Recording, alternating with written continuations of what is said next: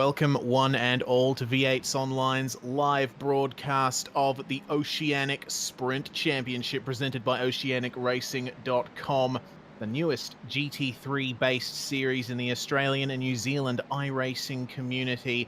And what a round it's going to be for the first round here at Sonoma Raceway. My name is Reese Gardner, and joining me in the commentary box is Jay Kennedy. Jay, Wednesday is GT3 time. Yep. Hello, everyone. Really looking forward to this series. It should be great fun.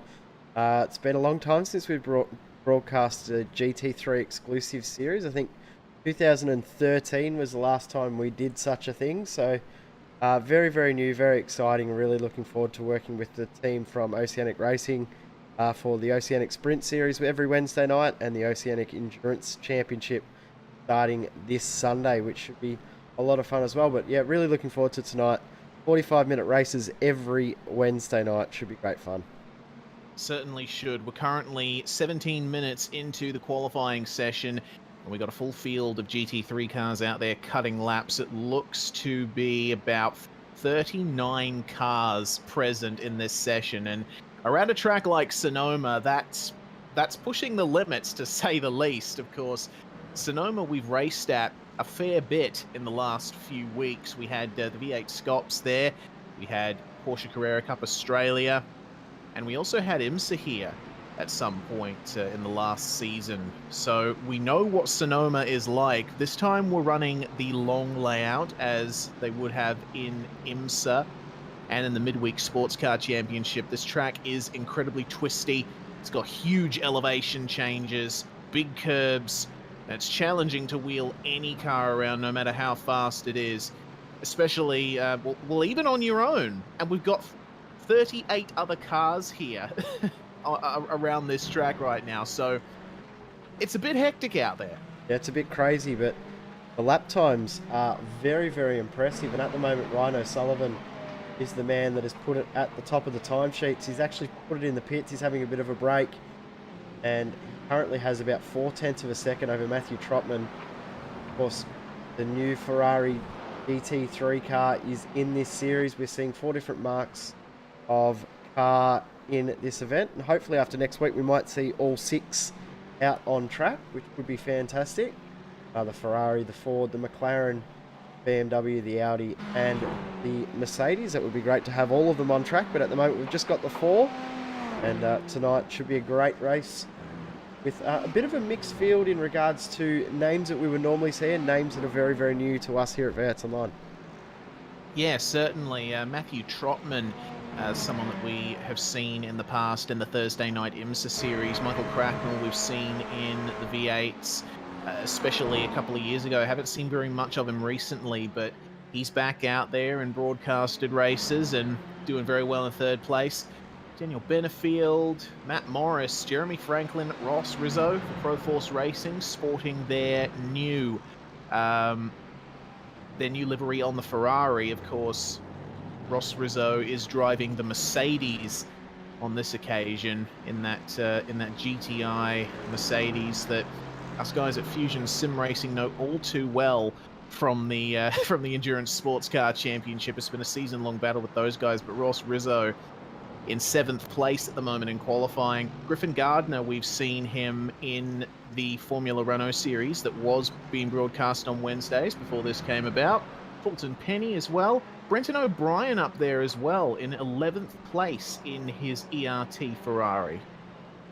It's great to see a good mix of names. Not a old-timers probably isn't the right word, but I'm going to use it anyway. Guys that we used to see back in the day in our V8 Online broadcast races, back out on track in a different car from what we used to see them in, being the V8 or the DP back in the day, or even the truck when we used to broadcast trucks.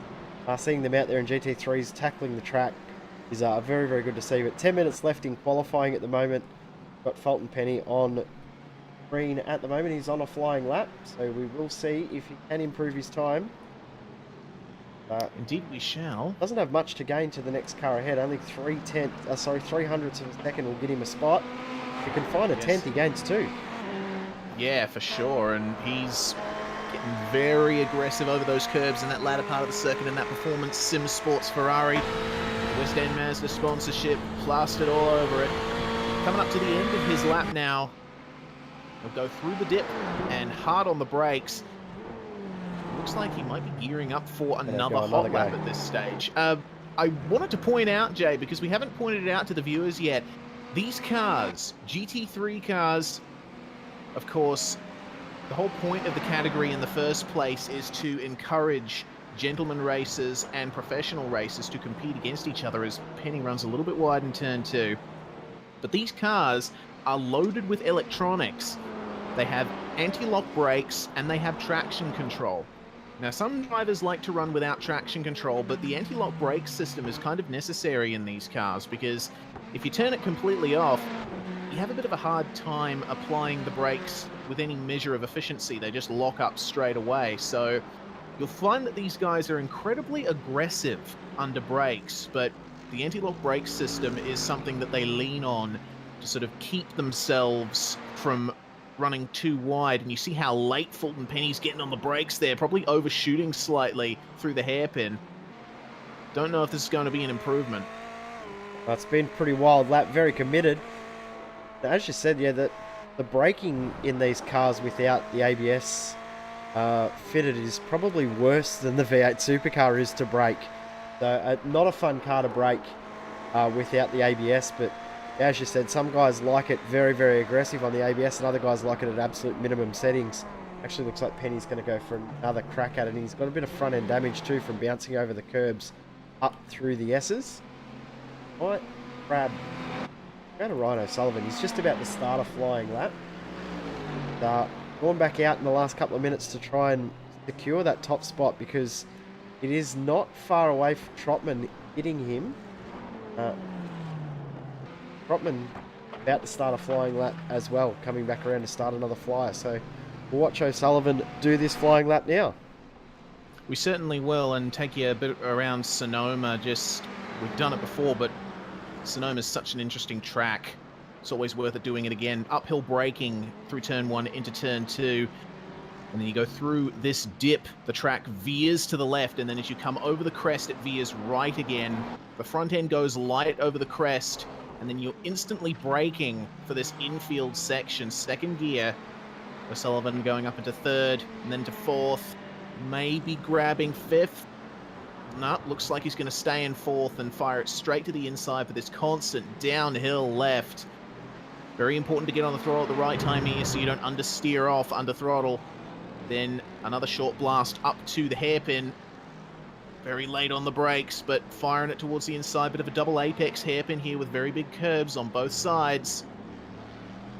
And then through this first flat out section of the S's, bouncing off the curbs once again, braking, lifting off over the crest, and then hard on the throttle once again through this fast left-hander, completely flat out, one of the fastest points on the circuit, and then hard on the brakes again for a super fast right-hander, gravel and the wall, very close, through the dip, hard on the brakes, firing it straight towards the inside of the hairpin, make sure that you don't graze those tyre bundles, and then hard on the throttle on exit.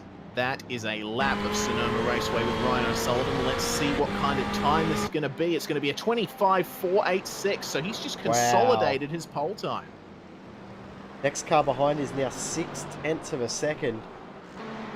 Watch Trotman try and finish his flying lap. 5 minutes left on the clock, so there still is time. There certainly is, but Sonoma, being the claustrophobic circuit that it is, if you encounter any traffic whatsoever, then your lap is ruined. So it's a good thing that Trotman has got a bit of clear air in front of him. Who is that in front of him? That's Cracknell up there, but Trotman has got room. He's looked a little more scrappy on this lap than O'Sullivan has, but still, it looks like a pretty quick time. He keeps it nice and clean through fast right-hander. Leaning on the traction control out of the hairpin. Let's see what Trotman can do here. Can he match O'Sullivan? It's going to be a 26.028, so it's a minor improvement in Matthew Trotman's time, but he does not take pole position. Got a Cracknell who's just started a flying lap. In third position, just behind Trotman. He's got 0.3 to find to get second position from Trotman. A massive 8.5 tenths of a second to his teammate O'Sullivan ahead. That's a huge gap. That is pretty crazy. O'Sullivan's obviously got that Ferrari on point right now, set up exactly how he wants it. Of course, with a track like Sonoma, very much a driver's circuit. It's not as technical as some of the other circuits that we usually see GT3s racing on, so your ability to attack the circuit in just the right way can really determine your lap time and your race result. So O'Sullivan just brushing the brakes. Sorry, Cracknell. Getting my names confused already. Off to a great start. Cracknell through the hairpin he goes. Just up in front of him there is Matt Morris, the highest placed McLaren. Let's see what Cracknell can do. It's a 26.559, no improvement. Trotman's backed off to try and have another crack at it. Only 2.5 minutes left on the clock, so we'll watch him very, very soon. Might have a look at Griffin Gardner, who's teeing up to start a flying lap. Currently in 9th.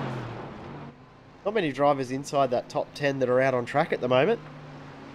Yeah, they must all be pretty happy with the times that they've set so far. Obviously, Griffin Gardner is looking to make a bit of an improvement here, coming up through the first turns.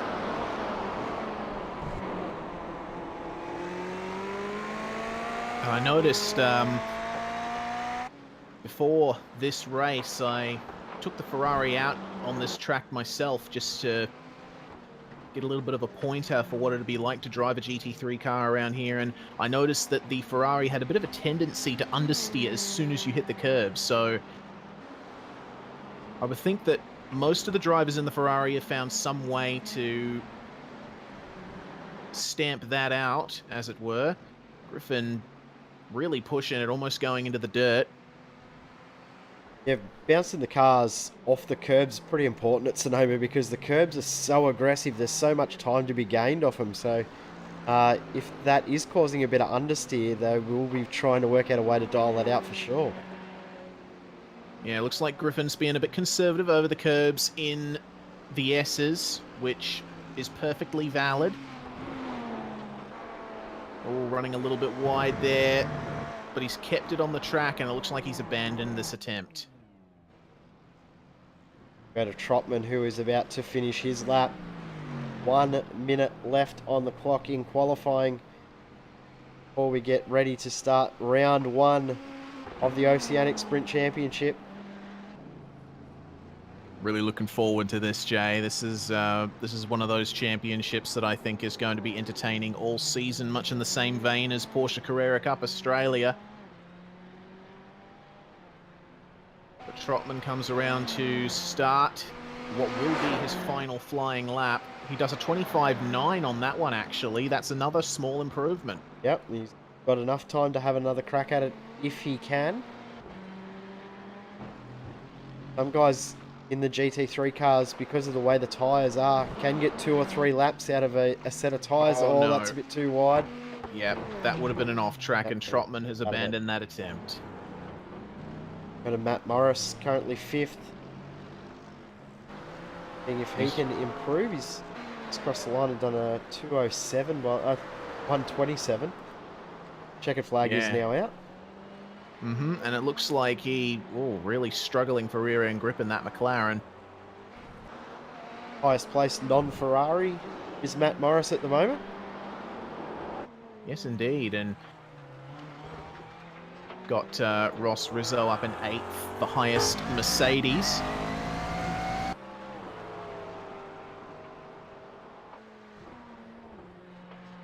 But we're just running out the final few minutes of the session, giving the guys time to finish their hot laps. Colton Penny just went straight ahead and looped it around just ahead of Matt Morris there too, so it could have been a little bit distracting for him, but I think Morris is the last car left on track. Yes, Rob James Harris has just pulled into the pits.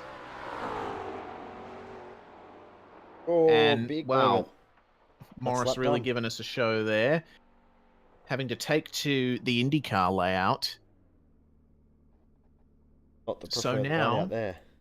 no, certainly not. So we got 54 seconds, 53, 52, 51, 50 until we flick over into the race session. So I think it's a pretty good time to run through the grid, Jay. Which we will now. Ryan O'Sullivan starting from first, Matthew Trotman second, Michael Cracknell in third, Daniel Benefield fourth, Matt Morris in fifth, Jeremy Franklin in sixth position, Bo Albert seventh, Ross Rizzo in eighth, Griffin Gardner ninth, and Fulton Penny rounds out the top 10. Chris W. Hill will start from 11th with Grant Hines in 12th. Evolution Racing Team manager Brenton O'Brien starting from 13th place with Jeffrey Price in 14th. Simon Mazzomo starting 15th in Proforce Racing's Ferrari with the new livery on there. Philip Morton from 16th. Daryl Carter from 17th. Mark Rayner starting in 18th position. James McKee 19th. Nino Natal rounding out the top 20. We've got Chris Purnell in 21st position, Brock Cadet in 22nd, JP. Yep, go for it, race. JP Courier, I think. Courier, yep. I'm happy with that. Courier, we'll go with that. In 23rd, 24th will be Dave Oliver. 25th will be Corey Ott. Then Justin Strickland in 26th. Mick Bust in 27th.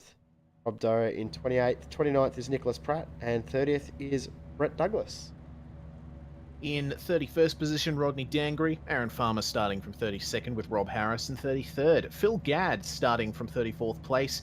Dana Brent Jury in 35th place. And rounding out the field, Jake Maloney, Elliot Dorrow, TJ Brown, and Mark Hagerarts. That is your grid for round one of the Oceanic Sprint Championship at Sonoma Raceway. And the drivers are lining up on the grid as we speak. Getting very, very exciting. I'm really looking forward to this. Been a lot of hype around this series as soon as it was announced. So very, very looking forward to seeing how this all plays out. Been a lot of hype around the new Ferrari GT3 car as well. So combining the two together, nice little warm-up for Sunday as well. It's going to be very, very good fun. It certainly is. Pointing out for now that there is a rolling start in this series. So the pace car has lined up ahead of the field and will lead them away as soon as the timer reaches the 2-minute mark. And then the drivers will be led around on the formation lap and then they'll go racing. It's going to be a much calmer start, I think, at least in the first phase than we've seen at Sonoma recently, Jay. Yeah, I think the guys will probably spread out a little bit, find who they want to race with before they get started. They won't, if they're like in 6th, 7th, 8th, they might drop a couple of car links back from the guys at the front, but definitely won't be as messy. Actually, I shouldn't say won't. Hopefully it's not as messy as what we saw in the V8 Supercar and also midweek sports cars as well. That was a little bit messy as well. So hopefully fairly clean. Looking at around about 32 laps for these guys in this race tonight. 45-minute race. Very, very fun. And just noticing that our race leader has just appeared. Well, there he is. He's back. So he's having a few internet issues. Ryan O'Sullivan. Yep, and pace car's already pulled quite a gap on everybody. So I think Trotman, very fair reaction, just stood still waiting for O'Sullivan to reappear. So they didn't get any kind of penalty, but the pace car now leading them around the circuit. Another thing that we should consider with the rolling start in GT3s is it's actually the best kind of start for these cars because they have traction control on by standard, and I think the vast majority of drivers will not have traction control turned off. You can map a traction control override button that will cancel out the TC for 5 seconds, and if a standing start is done in GT3s, a lot of drivers will use that, but of course it's a bit hard to predict when the lights will go out on a standing start, so a rolling start just makes things a little bit easier. A little bit neater. Probably a little bit fairer too because they know what to expect in these cars in that aspect, but as you said, it's a little bit more random with the standing start. Never see GT3 cars anywhere in the world have a standing start, so good to see we're continuing that with a rolling start in this one. But, big congratulations to the guys from Oceanic Racing as well for getting this series up and running, trying to gather some support for GT3 racing in the AusNZ community. It's clearly evident that there is a lot of support out there for this category. So hopefully we'll see the series grow and grow throughout the series. Yeah, I'm quite impressed that the series has gotten as much attention as it has with such short notice. How long ago was it announced? A week tomorrow, I think. Wow, so in only 6 days it's managed to gain upwards of 35 entries. That's absolutely fantastic to see. Yep, and I'm sure there'll be people that are just jumped onto iRacing seeing that we're live and going, hang on, what's this that's on now? So hopefully we'll see bigger numbers next week at Circuit of the Americas as the cars come through the final corner here at Sonoma to get down to the Crooked Straight. And O'Sullivan's already gone. Yep, big jump too from the rest of the field. The front two have gone away. Trotman stayed with him pretty well. Bracknell's lost a bit of ground. Benefield stayed with him. And then behind, Morris has got a big pack of angry cars in behind him. Yep, Jeremy Franklin just passing Bo Albert there. My mistake, Bo Albert was the highest non-Ferrari. I assumed he was in a Ferrari, but he's in a Mercedes. So the rest of the field going through the S as they're going side by side over the hill. Simon Mazzomo getting a bit hung out to dry there, and Car Chris off the track. Purnell. Grant Yeah, Hines. who's that? Grant Hines is off the track. Or if that's an issue or not, but I'm going to cut Price Racing replay anyway and see exactly what happened. Yes, we shall. It's having internet issues, I think, so it's just pulled off the track to try and get them fixed. So we go back to the front of the field. O'Sullivan leads from Trotman, Cracknell, Benefield and Morris, your top five. Yep, they come streaming down the S's on lap 1 of what is projected to be a 32-lap race, and well, it looks like the top 4 is Ferraris, but Matt Morris, the highest non-Ferrari. Whoa, Bo Albert! Goodness me, what happened to Bo? Ross Rizzo's had to go wide. Yep, I Albert think slowed Albert. down on the... Yeah, I reckon he might have had a moment coming through the chute there, and had to get out of the throttle. And Well, now Rizzo's Ross Rizzo. right there now. Yeah, right on the back of Bo here. Mercedes versus Mercedes. Proforce Racing versus Evolution Racing Team. We're going to quick cut Price Racing and see if that was the issue. Yeah, it looks to me like Albert just...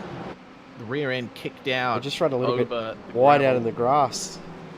Yep, and he had to apply a bit of the brakes just to recover, and that gave Rizzo a bit of a sniff, but wasn't able to get past. So now Albert, Rizzo and Griffin Gardner are all in their own little battle pack here behind Morris. And Morris has actually dropped behind Jeremy Franklin too, so we've missed that while we were getting the cut price replay. And Morris now has dropped back to 6th. Albert 7th, Rizzo in 8th. Those front 4 have definitely checked out. Yeah, they certainly have. Benefield, Cracknell, Trotman and O'Sullivan in the lead. And it's at this point in the race that I just want to settle down, get into a bit of a rhythm. No hard racing just yet, because going side by side around this track is a disaster, especially in the early stages of the race. You end up losing so much time. There's a lot of risk versus reward stuff that goes into the minds of the guys at this point of the race. 45-minute race, it doesn't seem like much on paper, but when you get out on track, it actually is a fairly long race. We'll see pit stops for all the cars as well, running same rules as the official Long Pun Sprint Series does in iRacing. So we will see, or just seeing Philip Morton off the track, the chute down the hill. And he's dropped in behind Mazzomo and Rayner, so he's just dropped 2 spots. And seeing another battle pack forming, Brock Cadday in position 20 for All-Star Motorsports. Oh, have a look, Justin Strickland running wide down the hill. Yeah, big moment for him. He was right up on the tail of Cadday, and now he's dropped off the back of him. Dave Oliver's not too far behind, but not quite close enough to potentially get a move on. Yep, and Oliver himself is facing, or was facing, a bit of pressure from JP Courier, but seems he's fallen back on exit. Coriot just behind him.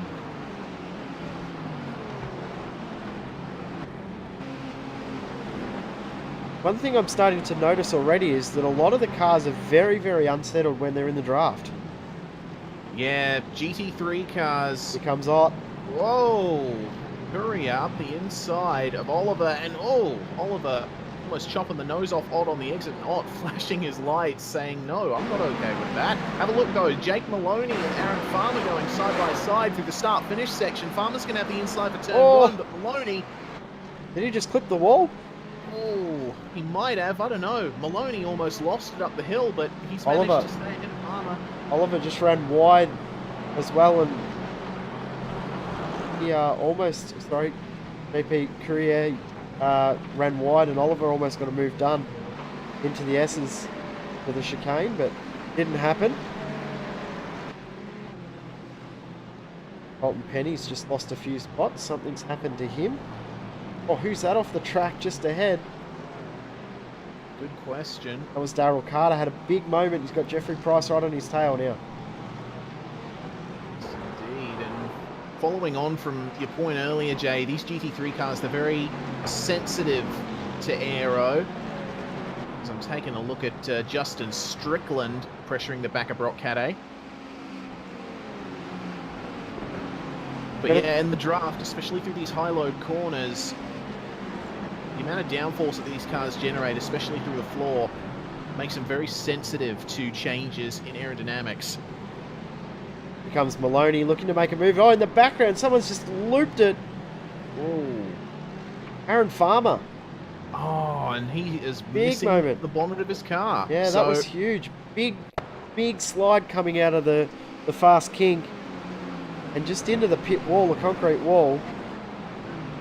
Unfortunately, did that on his own, did Farmer. Yeah. But, oh, wow, okay, doing a bit of wall riding in the pits. So, Farmer obviously not happy with how his race has gone. And I mean, if I were in his position, I wouldn't be too happy either. Back live, thanks to Cut Price Racing once again for their awesome support. Watching Ross Rizzo, Griffin Gardner at the moment. They're very, very close for 8th and 9th on track. They certainly are, and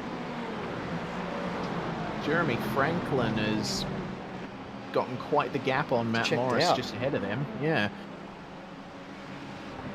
Morris has still got Bo Albert right behind now. Just hearing as well, Reece, there is a chance that some guys will need to do a 2-stop strategy in this race in regards to fuel numbers. So, interesting to see what happens in that aspect.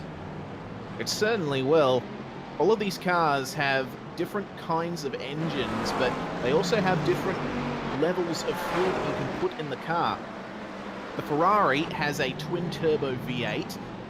The Mercedes and the McLaren have naturally aspirated V8s.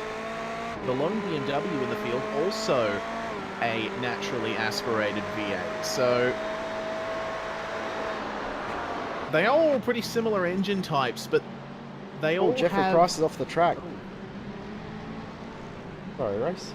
That's okay. Oh, and Daryl Carter and Mark Rayner almost coming together. That's that done. But of course, the engines produce different torque and power figures at different stages in the rev range. Of course, that requires a bit of adjustment with regard to fuel consumption and fuel tank capacity. Something's happened to Bo Albert as well. Dropped spots. Oh yeah, he's really under pressure from Ross Rizzo here in the S's. No, he hasn't dropped a spot. He's just under pressure from Rizzo. Yeah. Just Rizzo getting caught out bumper. with that. Getting caught out with the car in the pits. Yes, Rizzo gaining on Albert under brakes. Griffin Gardner is seeing this, wanting a piece of it.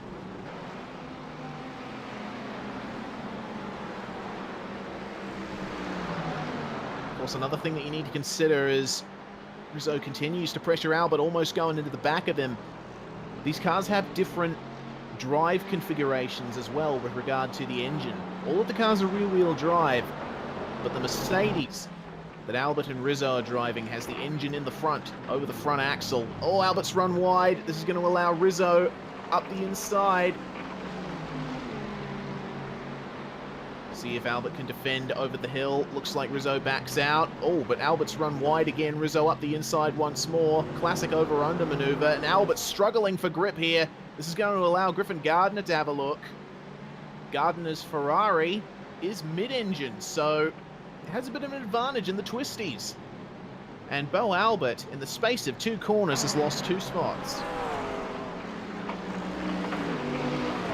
I wouldn't be surprised if Albert's one that will try some sort of strategy play in regards to fuel numbers if he's dropping back spots as easily as he is at the moment. So, interesting to see what he does over the next couple of laps, does Bo.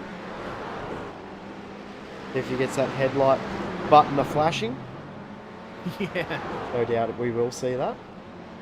I'm sure of it. Philip Morton and Jake Maloney, Jay, they are very close together. Phil Morton in that delicious-looking Pennzoil liveried Ferrari. But Maloney really putting him under pressure here. Just quickly getting a Cut Price Racing replay of Nino Natale. Had a big slide through turn 1 and hit that concrete wall on the outside of turn 2. Go back live to the battle you were just talking about, Reese. Very tight, and Maloney's done a pretty good job from starting back in 36th position, I think. Yeah, Jake Maloney started back in 36th. He's already pressuring Philip Morton for 18th. Only 8 laps in. Pretty good job to move up the field so much so quick. So actually, wow. So Maloney has basically halved where he was from the lead in just 8 laps. The only downfall to that is he's now 34 seconds behind the race leader.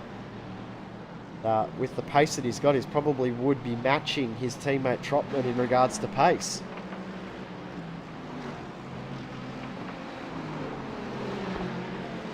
Whoa, right on cue, big moment for Maloney. Oh dear. Oh no. So all of his hard work has just been undone. That was a huge moment. He's dropped back to 23rd. Wow. And there'll be a change of underpants during the pit stop too there. Yeah, goodness me. So what on earth happened to Maloney there? Looks like he just he got himself. He had a little bit too much front grip. Once again, the aero instability. He overcorrected and fishtailed, which sent him straight off. That would have been bouncing off that curb as well. It's helped do that too. So go back live. Maloney now rejoins back in 24th position. He's right on the tail of Brock Cadet in the All-Star Motorsports Ferrari. Yes, Maloney not having the best of races so far, but hey, fairly sure he can make his way back up. Look, Brock has already run a little bit wide. That's allowed Maloney to gain ever more, about half a car length.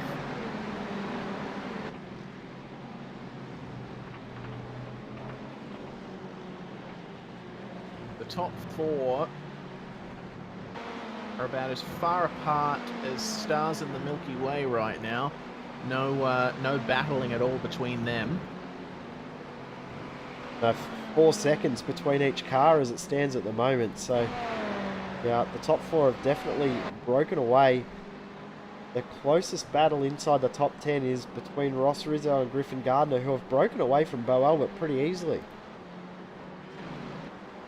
Yeah, they certainly have, and it looks like Gardner has fallen off the back of Rizzo slightly. But that is perfectly fine because you don't want to be too close to the car in front of you around a track like this. Rizzo pushing it very hard over those curbs. And what we're seeing tonight will be the absolute polar opposite of what we see next week at Circuit of the Americas too, with the way that the cars are using the draft and things like that.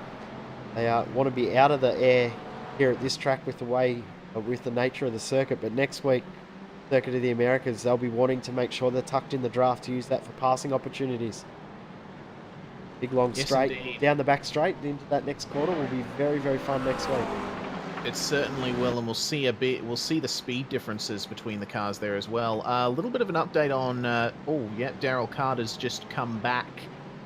He briefly had a couple of internet issues, it seems, but he's back there now. Noticed quite the battle pack forming with Daryl Carter before he dropped back. Just behind Brenton O'Brien, we've got Mark Rayner and Simon Mazzomo getting close together, and it seems Fulton Penny is looking to get in on this as well. Yeah, Penny was right there after the hairpin, but dropped a little bit of time through the S's. But this first half of the track is definitely stronger, and then second half, Rayner and Mazzomo look stronger, but Mazzomo looks like he's got pace to get past, but as we've seen so far this race, it's very, very tough to pass. It certainly is. There's not really many overtaking opportunities here other than at the two hairpins. Everywhere else, you're basically hoping that the guy in front of you can make a mistake and you can get up alongside and hopefully get by before the next corner. But the corners come so thick and fast at this track that you've barely got time to concentrate on your own driving, let alone the driving of the people around you. Well, you know how tight and twisty a track is when the main straight is actually two corners. Yeah, that is very true. Looking back, though, at positions 19 and 20, Chris Purnell and Dave Oliver. Looks like Oliver has been getting very cozy with the rear bumper of Purnell's Ferrari, and he's going to attempt to go around the outside of the hairpin, but Purnell has it. Usually doesn't work going around the outside, especially not in a GT3 car. Yeah, certainly not. It looks like Jake Maloney, once again, has gained some more positions. He's now on the back of Corey Ott, just behind Purnell and Oliver. Yeah, he looks like he's got a lot of pace still. He'll get the move done here into the hairpin. Just ahead, big moment for Strickland. Philip Morton's right there to take advantage, but couldn't quite get a move done. And we see the first of our drivers in... Oh, no, sorry, we don't. Matt Morris has just had a big issue. Oh, no. He's dropped back to 10th position. Oh. Just out of turn 2 and up through the chicane. We'll see if we can pick up exactly what's happened. Yep, a Cut Price Racing replay. Looks to me like he just got the braking a little bit wrong for that chicane, and over the curb he went. The McLaren, the oldest GT3 car on the service, traditionally doesn't like curbs, so... Usually doesn't like curbs and having your foot on the brake at the same time too. Very, very unstable at the best of times, this car. But to add that as well, he doesn't like it too much, but he's now rejoined the battle, just getting past Chris Hill, so he's now back into 9th position. We're going to find another 3 seconds though to get back to Bo Albert. Was up in 5th position. That spot is about 15 seconds up the road. Well, Matt Morris, as he once again has trouble with the rear end of the McLaren. It's a very tricky car to drive, but Fulton Penny... Yep, move done. Good move on Simon Mazzomo into the hairpin. And just ahead, Brenton O'Brien and Mark Rayner are going to go side by side down the front straight. Oh, they nearly touched bumpers there. Looks like O'Brien just has Rayner. You see right there the multiple lines that can be taken around Sonoma. Looks like Rayner went for the later apex, and have a look at how aggressive Rayner is up across the hill. He's going to run wide on the exit though and lose a bit of time to O'Brien. Yeah, Rayner very aggressive up to the apex. All the weight over the front wheels of that Mercedes, giving it some good turn-in grip under brakes. Fulton Penny just behind them. This could turn into a 4-car battle very soon with if Mazzomo can keep up with them. And Daryl Carter's starting to catch as well. He was about a second and a half quicker than Mazzomo last lap around. There could be a 5-car battle the way it's shaping up at the moment, because Rayner definitely has the pace to get past O'Brien, but just can't get it done. Yeah, and Fulton Penny is already on the back of Rayner here through the S's section. Ferrari showing its superior grip in the twisties, the fast twisties to be exact. Making me hungry when you say that. Yeah. Here he goes, up the inside, and we'll get the move done. Rayner made it fairly easy for him. Oh, and Rayner showing the Mercedes strength there into and out of heavy and slow corners. Rayner just able to stamp on the throttle and gain a little bit of advantage on Fulton Penny. However, looks like Penny has well and truly gotten past him, and now he's got O'Brien to deal with. Mazzomo's stuck with him too, so we've got a true four-car battle with O'Brien, Penny, Rayner and Mazzomo separated by a second at the moment. Big wiggle for Rayner coming up over the hill. 25 minutes left on the clock. My apologies for the overlay showing laps. I will get that sorted for next week. It will show time. Not sure why, but the predictometer's actually come up on screen, Reese. Wow, so it's gained a bit of a mind of its own, has it, Jay? The predictometer's had a bit of a recalibrate over the season break, and it's appeared on the screen instead of just in my head. But no, so we'll see how good the predictometer ends up being. 32 laps looks like it might be pretty accurate at the way it's going at the moment. Certainly. Oh, got a move here. Corey Ott almost going up the inside of Dave Oliver for position 21. It would have been a little bit ambitious. Yeah. He was thinking about it. Went to the inside, gained a bit under brakes, but then backed out of it. Have a look at how aggressive Ott is over the curbs. Not too sure if the Ferrari likes that as much as the Mercedes does. Oh, have a look behind them. Colton Penny's in the pits. Mark Rayner in the pits. James McKee in the pits. Daryl Carter in the pits. So pit lane has become very, very active. Yep, Rock Cadet in the pits as well. And Dave Oliver and Corey Ott side by side. Looks like Corey got at the inside of Dave at the hairpin, but Oliver has gotten it back. Ott really putting the pressure on Oliver now. Good battle. Oh, goodness. He almost going into the rear, but just backing out at the last possible moment. But there's a whole bunch of cars have just gone into the pits. This is going to spice things up. Go back to the front of the field for a quick moment because Ryan O'Sullivan has jumped into the pits.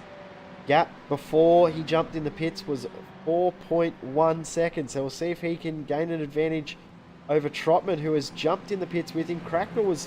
All of the top four have jumped in. Jeremy Franklin's going to follow them in too. Looks like all the Ferraris are making their move into the pits now. Looks like Griffin Gardner has jumped in as well. Ross Rizzo has continued on, so he's the Bo one Albert that is out of the queue now. We saw in the IMSA broadcast that we did last season on Thursday nights, Rizzo was one to run it as long as he could before he'd make his pit stop and pit at the last possible moment for a quick splash and go home. So this is the strategy Rizzo played with all of last season on Thursday night IMSA. Yep.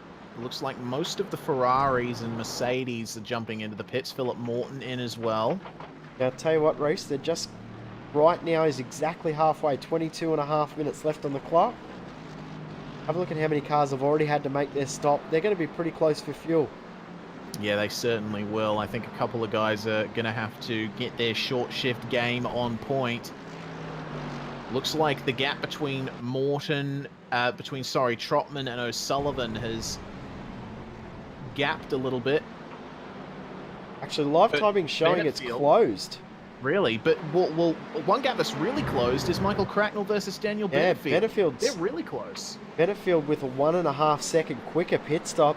16.8 for Cracknell, 15.3 for Benefield. And Benefield runs wide, so he's very, very committed trying to get a move done on Mick Cracknell while he's got a chance to. I'm wondering if Benefield might have underfueled the car with a pit stop that quick. Of course, these GT3 cars, they get their tyres and their fuel done at the same time. Am I correct in that, or am I completely off the mark? I'm not sure.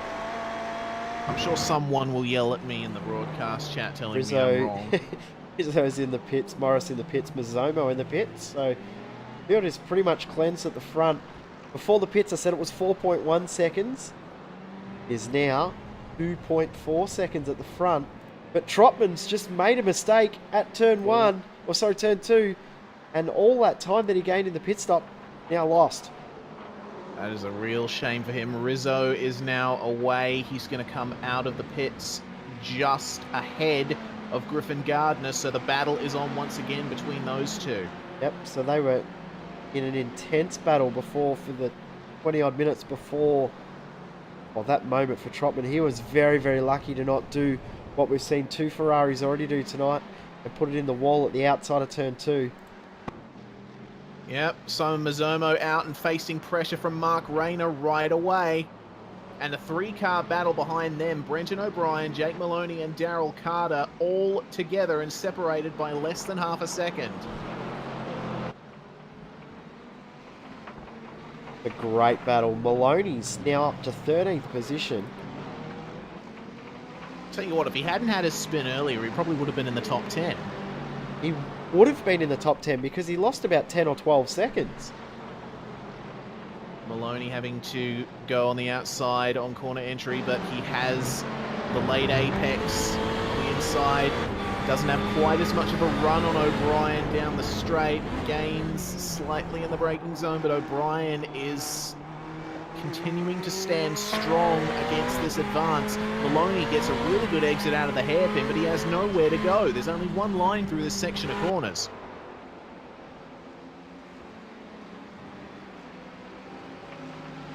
Predictometer is now saying 28 laps, but it will update itself again. This is where the predictometer likes to go a bit haywire, so why it normally doesn't appear on screen. Here comes Maloney, big dive.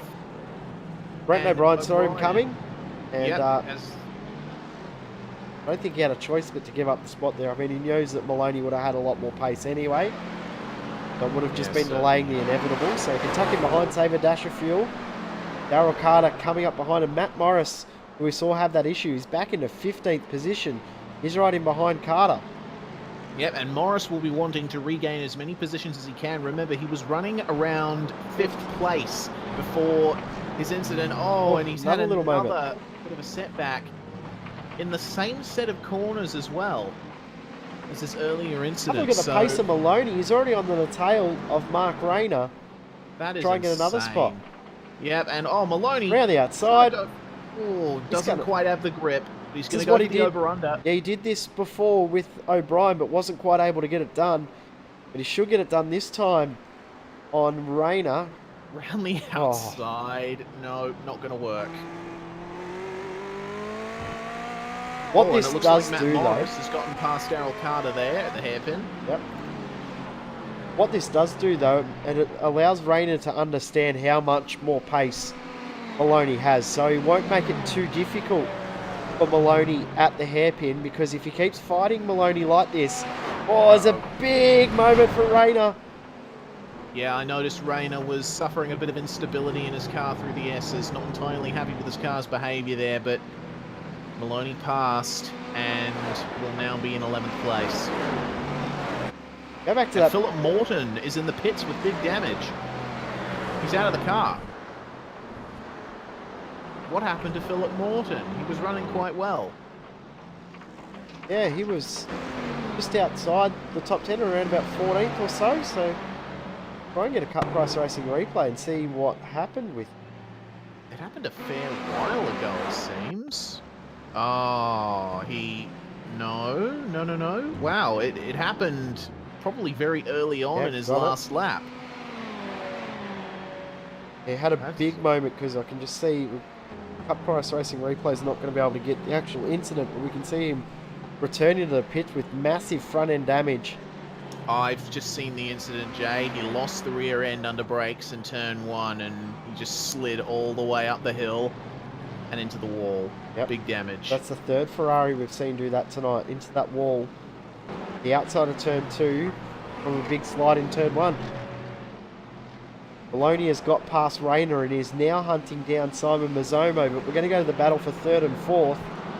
Benefield has closed up once again. That gap stretched out to almost a second. Now all of a sudden Benefield is right there on his tail again. Certainly is. 2 green cars, but 2 different teams here.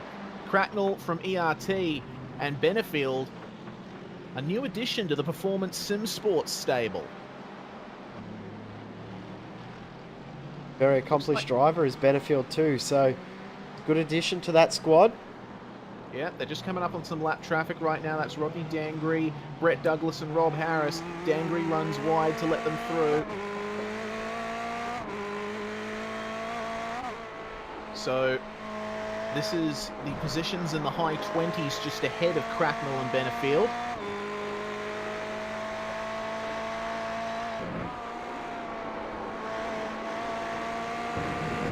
Oh, Benefield going to the inside there. So he's going to put the move on Brett Douglas. Sorry, not Benefield, Cracknell. Benefield has... I'm sure you did, but did the viewers? Maybe. I can confuse people sometimes, but these guys making their way through the lap traffic here. Rob Harris in a bit of an awkward spot here. Oh. Very slow section of the track. Cracknell's going to have to go by here, and Rob's going to lift off and let Benefield through, only just. And now the battle for 27th, 28th, and 29th is resuming. Looks like Rodney Dangry just suffering a bit of oversteer into Darryl Carter, Brett O'Brien. Onto the infield section, sorry. O'Brien's just got the move done back on Carter. We saw Carter get the move done a little bit ago. We missed it, but we saw the end part of it. O'Brien's got back through at the hairpin. Oh, Simon Mazzomo! He's done what we saw happen to Philip Morton. Kept it off the wall, though. Yeah. No damage for Mazzomo. There's now 5 Ferraris that we've seen do that at turn 1. So, might this be a trend? The Ferrari a bit unstable in the rear end under brakes, especially up hills. Wonder how many are going to learn that for next week. Because uphill through corners, Circuit of the Americas, that are turn 1, turn 2, turn 3, hilly, and down the back section, it could be quite interesting next week. I think it certainly could, especially towards the end of the S's section, because they've got those really technical S's that slowly go uphill. We'll have to wait and see for next week, but Ryan O'Sullivan has now stretched that lead out to 5.5 seconds over Matthew Trotman. And then the battle on screen for 3rd and 4th. They're about 10 seconds behind Trotman, so O'Sullivan's got a 15-second gap on 3rd position at the moment. That's an excellent performance from O'Sullivan so far. Been the class of the field in this first round of the Oceanic Sprint Championship. Interesting to see what happens for the rest of the championship and see who decides to come along and join the party, because it's been pretty good racing so far. Been nice and clean. Been a lot of very, very brave, good passes, a lot of room given. Exactly what GT3 racing's all about. Exactly what it should be about, but if you race in the official series, I think there's probably a bit of a different opinion there. Yep, you're right on that. I'm quite impressed, actually, with the quality of the racing that we've seen in this round so far. Something's happened to Trotman. Oh, no. We had internet issues earlier, before qualifying got underway, and he's now disappeared from the server. Oh, dear. He's already fallen. He's falling back through the field. That could be Trotman out of the race. Ah, that'd be such a shame. Trotman has done an excellent job to keep it in second. But to be taken out by an internet issue, that is one of the most frustrating things to happen to a sim racer, because there is nothing that you could have done to prevent it. Bill just had a little bit of a moment in the final hairpin, and just behind him, Mark Rayner and Matt Morris. They are looking very racy right now. And here comes Morris. Simon Mazzomo, sorry. Just made contact with Darryl Carter. Sorry, Jay. That's fine. Just made a little bit of contact out of the hairpin. Mazzomo trying to make the move on Carter, and then they made a bit of side-by-side contact. Get a Cup Price Racing replay of that, because I missed it, so I want to have a look. All right, Mazzomo trying to make a bit more ground up. Just going up the inside of Darryl Carter made a mistake and ran wide, and then I think Mazzomo didn't realise how wide he drifted. And all of a sudden, Carter had to decide whether he'd make contact with Mazzomo or the wall. Obviously chose the one that could move. Yes. Probably a smart decision. We'll go back to Matt Morris and Mark Rayner. Yeah, Rayner going defensive into the hairpin, but Morris going up the inside in the second phase. Might be able to... quite. Thought he might have been able to get a nose up there and possibly get it done, force Rayner wide, but not quite able to. Good battle. Yeah, very good battle happening right now. This is for the top 10 right now.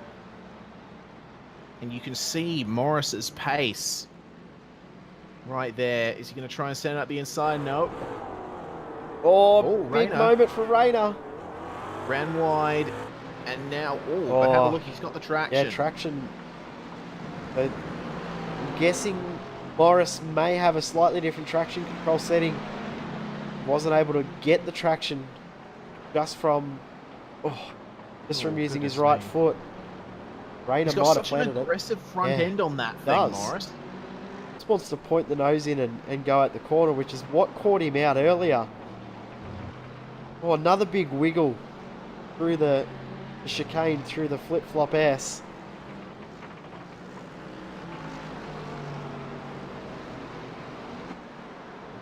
Predictometer now saying 31 lap race. It will make it very interesting in regards to fuel numbers. Here we go. They're going to go side by side down the straight. Rayner going to the inside. Looks like Morris is going to try and put a move on him. There he goes. Yep, but can Rayner hold it? No. He was forced Rayner to run wide there, and Rayner couldn't get any grip out there in the marbles, and Matt Morris finally gets it done, and he's finally back in the top 10 right on cue. Wow. Morris. You know, that sometimes, well, actually we see that a lot. Guys finally get a move done. They've been following a car for so long, they finally get clear air ahead of them, and they lose concentration. Yep, that's it. In the process of recalibrating their driving after spending so long being behind someone, it's very easy to do something like that, and in combination with the very twitchy car that Matt Morris seems to have, well, that's just put another dent in his race. Brendan O'Brien and Daryl Carter are still going at it. They're now up to 11th and 12th with that issue for Matt Morris, who's dropped back to 17th. Got 8 minutes left on the clock. And Simon Mazzomo just behind them, flashing his lights. Yeah, he's caught up quite a lot of time in the last couple of laps. He certainly has. Mazzomo absolutely turned it on in the last few laps. Big congratulations to Simon Mazzomo, to Philip Morton, and to TJ Brown, the rest of the guys at Oceanic Racing for putting this series on. Done a great job in only a few days to actually get such a great field of drivers in this race. Yep, GT3 is never unpopular. Always draws a crowd, and this is a pretty good crowd that we've got right now. Oh, sure. It's been a great race so far. Still around about 6 or 7 laps of racing left to go. No doubt we'll see heaps of action. Daryl Carter's dropped off the back of O'Brien, and Mazzomo's starting to catch. Yes, indeed. Daryl Carter is the Mercedes filling in a Ferrari sandwich right now, but Mazzomo might want to change that in the next couple of corners. Very aggressive under brakes at the hairpin. Great exit though for Carter, because Mazzomo's lost all that ground, and Carter's now right on the tail of Brett O'Brien. Yet again, Daryl Carter demonstrating that the Mercedes strength... Whoa. Oh, he's going to try and get around the outside. Look, the traction from the Mercedes, that front engine rear-wheel drive Mercedes. Oh, wow. But look at the Ferrari of O'Brien. Oh, and who's someone off the track just ahead to distract them as well. Chris Hill. Excellent racing here at the moment, showing the differences between these cars. The Ferrari has the aerodynamic and mechanical grip through the fast corners, but the Mercedes, if you put your foot down, it just goes. The Chris Hill had a moment there through the S. Get a Cup Price Racing replay. So O'Brien now is into 10th position with that issue. Mazzomo on the inside of Carter, sorry. He's forced Carter wide at the hairpin, almost making contact. Mazzomo getting up on the curbs, and he has to back out of it. Sorry, Jay, I'm interrupting all your replays. That's all right. We'll get a replay of that. Here we go. Thank you, Cut Price Racing, once again for your support. Mazomo looking up the inside. Carter somehow found some grip out in the marbles. Oh, Carter very aggressive under brakes on O'Brien at the hairpin. Oh, Carter almost getting into the tyre bundles on the inside of the corner. He's got a little bit of damage, it seems, on that Mercedes now. He had to wind out of the hairpin a little.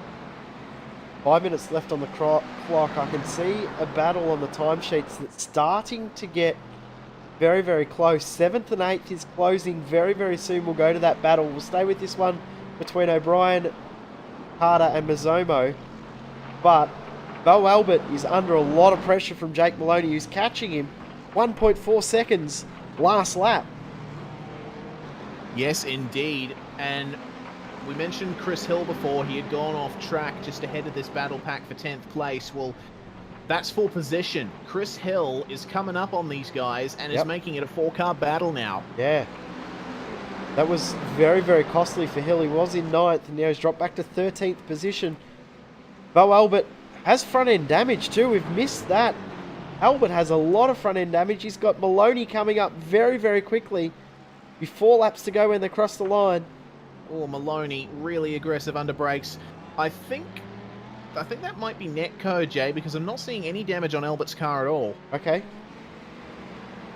It looks like it's about a metre shorter at the front on my screen. Still makes it about 25 metres long, but... And yes, the Mercedes, a bit of a limo, isn't it? A two-door limo. Yeah, compared to the lean, mean Ferrari of Jake Maloney. Maybe that might stick, the two-door limousine of the Mercedes. Yeah. Hey, I'd back it. But this 4-car battle for position number 10, still raging on. Carter, once again, he gets that little bit of a run out of turn 2, but O'Brien's Ferrari is the superior car through the corners, and Carter on the throttle once again gains just ever so slightly. And look who's coming up on the back of them now. Justin Strickland and Chris Purnell. Yep. This is going to be a 6-car battle before we know it. And interesting, I'm just noticing on the timesheets as well, a couple of drivers have started to enter the lane for their second pit stop for fuel.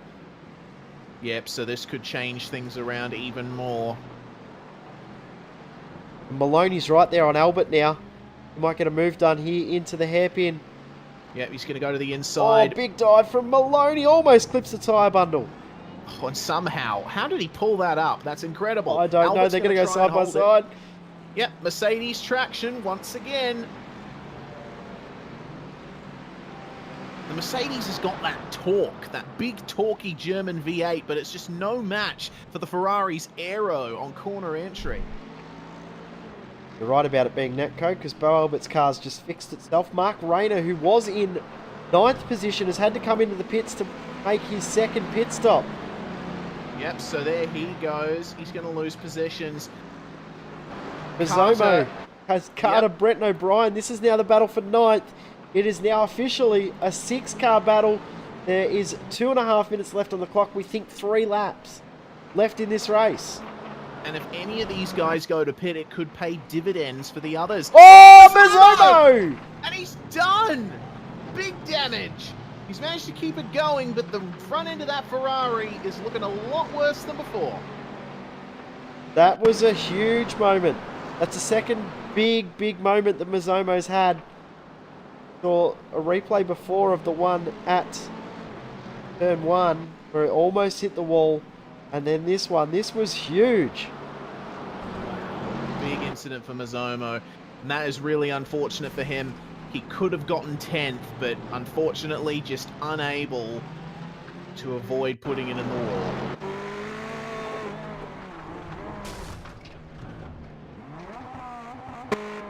See, it almost played out in slow motion too.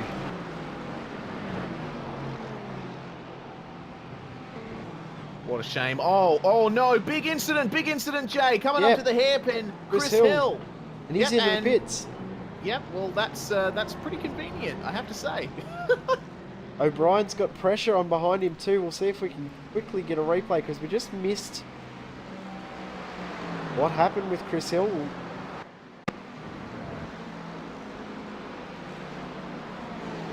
price race. Less than a minute left on the clock now. Yep.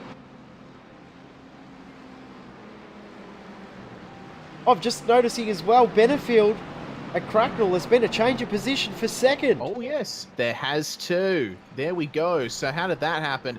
It looks like Cracknell, wow, Benefield made a huge dive. And somehow was able to get all the way past Cracknell before the corner even started. Wondering if Cracknell's low on fuel. Maybe. I'd be surprised if he was, though, because remember, his pit stop was longer than Benefield. Yeah, true. Clock is nearly at 0, so this is now the final lap of the race. Staying with the cut price replay of, yeah, Cracknell was out of the throttle very, very early. That was strange. Maloney's in the pits. Disconnected. Oh, Matt Morris and Fulton Penny have disconnected from the server recently, so that's their race done as well. I have no idea what happened there, but Maloney in the pits once again. The ERT cars are low on fuel because the gap that O'Sullivan had over Benefield was 15 seconds. It's now 4. Oh my goodness, this could change everything about this race now. It is officially the last lap of the race. It's down to 3.7 and dropping very quickly. Benefield is catching. Oh, this is juicy. This is juicy. We heard it was going to be very, very close on fuel, but we didn't think it'd be this close. Will O'Sullivan make the line? Oh, he's lifting out of the throttle massively into the corners. I get the feeling that he might have He's out of fuel right on the line. O'Sullivan picks up the win in the end. Benefield makes it home in second. Cracknell is out of fuel. Oh, there he's we go. Just going to make it home. The line. Yep, Jeremy Franklin's just going to get him. Here. Is he going to get him? Franklin just gets him. Just, wow, Jeremy Franklin finishing third. A fantastic result for him. What about that for 10th? Brenton O'Brien. He's rolling. O'Brien's out of fuel. The ERT, that was ERT a big incident, cars. Jay, actually. A really big incident between Brenton O'Brien and Daryl Carter. Well, Carter didn't actually do anything. O'Brien just lost it completely in the middle of the corner and went up onto the hill. That's a bizarre incident. What's the bet that it's puffed, and as it's gone back with fuel, it's then gained traction and looped it around? That's probably what happened, but Daryl Carter will pick up what looks to be 10th place out of all of this. No, 11th. It looks like Chris 11th. Purnell was able to get through on all of them. I think Carter ran wide. So, wow, what a finish. Brenton O'Brien Brian's just up 15th. popping across the line in 15th place. Wow. What an end to that race. That was excellent. Fantastic race for sure. Bring on the rest of the season. Yeah, 100%. GT Racing is alive and well in the AusNZ iRacing community. Well done to everyone for racing this tonight. What a race. Oh, need a bit of time to catch our breath after that one. It was just 45 minutes of non-stop action all the way through the field. Oceanic Sprint Championship right there for you, ladies and gentlemen. Awesome event to open the season. Yep, sprint being the exact correct word, because it was a 45-minute sprint race for sure. But Ryan O'Sullivan ends up with the win. In the end, only 3.7 seconds from Daniel Benefield in P2. Jeremy Franklin third. Just pipped at the line was Michael Cracknell. The gap officially at the end between those two cars, 0.06 of a second. Ross Rizzo in 5th. Griffin Gardner 6th. Bo Albert 7th. Jake Maloney, including 2 pit stops, still finishes 8th. Great drive from him. Justin Strickland 9th. And Chris Purnell in 10th. Daryl Carter will finish in 11th, with Simon Mazzomo coming home 12th from a 15th place start. Corey Ott, 13th place from 25th. Excellent stuff from him. Dave Oliver as well, 24th from 14th. So those guys took advantage of the others running out of fuel and having to take a second pit stop. Brenton O'Brien, though, finishing 15th after a last lap cough.